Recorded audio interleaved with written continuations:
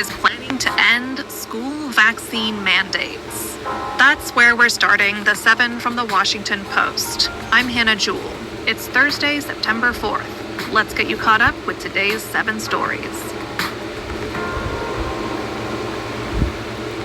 Yesterday, Florida's Surgeon General Joseph Ladapo announced plans to end all state vaccine mandates. That includes the shots required for children to attend school. At a news conference, Ladapo described the mandates as slavery, and he said this: Your body is a gift from God. What you put into your body is because of your relationship with your body and your God. I don't have that right. Government does not have that right. The move will require legislative action. But if lawmakers sign off on it, Florida would become the first state to completely withdraw from a practice that's credited with boosting vaccination rates and controlling the spread of infectious diseases. It comes as the Trump administration and Health Secretary Robert F. Kennedy Jr. have been pushing to upend U.S. vaccine policy. Kennedy is scheduled to testify before a congressional committee today about upheaval at the CDC. Last week, the White House fired the CDC director. That spurred the resignation of senior agency leaders in protest.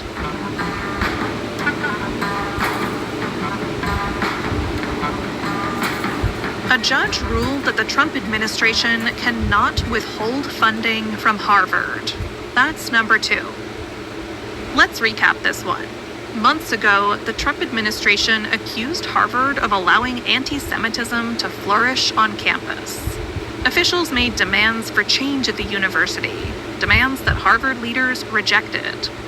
The government then decided to withhold billions of dollars in federal funding from the country's oldest university. So Harvard sued. Yesterday, a judge ruled that the Trump administration's freeze of federal research funding was unconstitutional and said it amounted to retaliation. She canceled the grant freezes and barred the government from freezing or terminating grants in the future for similar reasoning. The ruling is likely to be appealed by the government.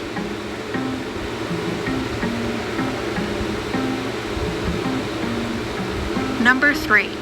Jeffrey Epstein's accusers told their stories at the U.S. Capitol. Yesterday, about a dozen accusers of convicted sex offender Jeffrey Epstein joined House lawmakers for a news conference in D.C. Together, they are pushing for the Justice Department to release all of its files related to its investigations into Epstein. In emotional testimony before a crowd of hundreds of people, the women recounted how they were lured as teenagers into an elaborate sex trafficking operation run by Epstein. This is Liz Stein.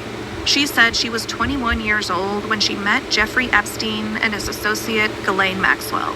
I was once bright, fun, outgoing, and kind. I loved people, and people genuinely enjoyed being around me. But after meeting Jeffrey Epstein and Ghislaine Maxwell, it felt like someone shut off the lights to my soul. Some of the victims said they would be compiling their own list of Epstein's clients and associates who they encountered in his orbit. President Trump has repeatedly urged people to move on from the matter. Yesterday, he called the focus on Epstein a hoax that never ends.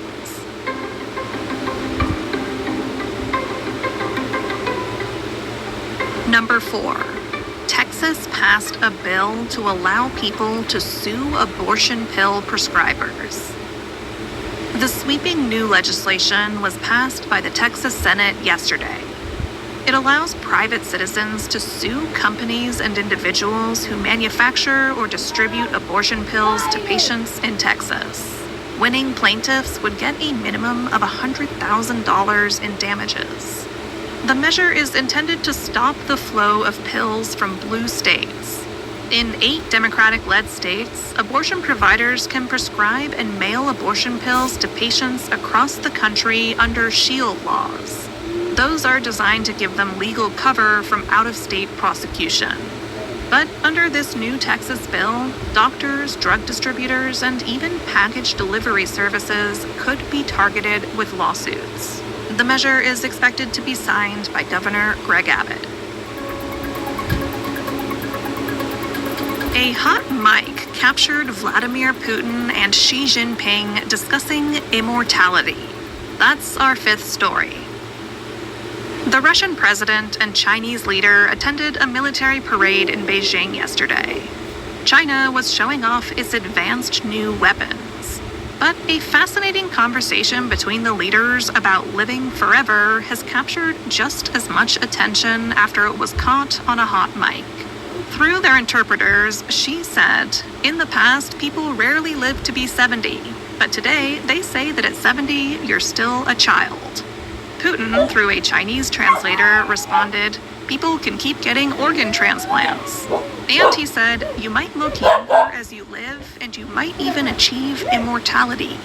Xi then said, "Some predict that in this century, humans may live up to 150 years." And then they shared a little chuckle.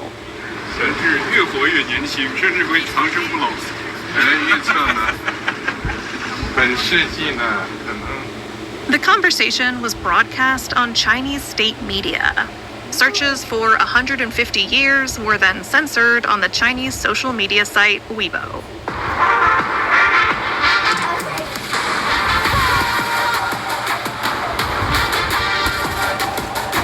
Number 6.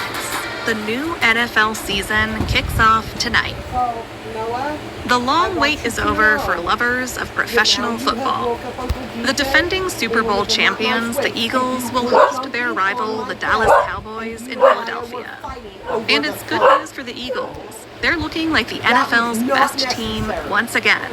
As for the Cowboys, they just traded one of the NFL's best young players. That's defensive star Micah Parsons to the Green Bay Packers. Then, tomorrow, the Kansas City Chiefs play the Los Angeles Chargers in Brazil. Something new, that game will be broadcast on YouTube. And if that's not enough to satisfy you, there are then 13 games on Sunday, followed by Monday Night Football. So I wish all you football fans a lovely weekend. I will think of you sitting on your couches with a crisp can of beer, shouting "woo" at your televisions. Without the vocal.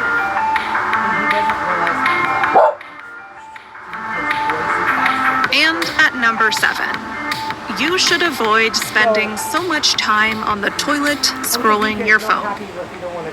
Phones are now a bathroom companion for most people.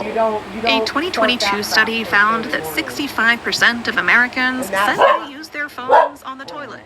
But according to a new study, that is linked to a health risk, hemorrhoids.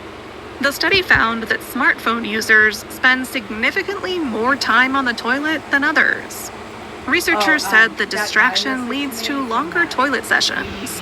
And that, dear listeners, leads to the increased risk of hemorrhoids. One expert recommends her patients spend only 5 to 10 minutes on the toilet and avoid bringing their cell phones into the bathroom. So, by my calculations, the 7 podcast is the perfect length to entertain you for one toilet visit. Don't forget to wash your hands. I'm gonna start killing you like I'm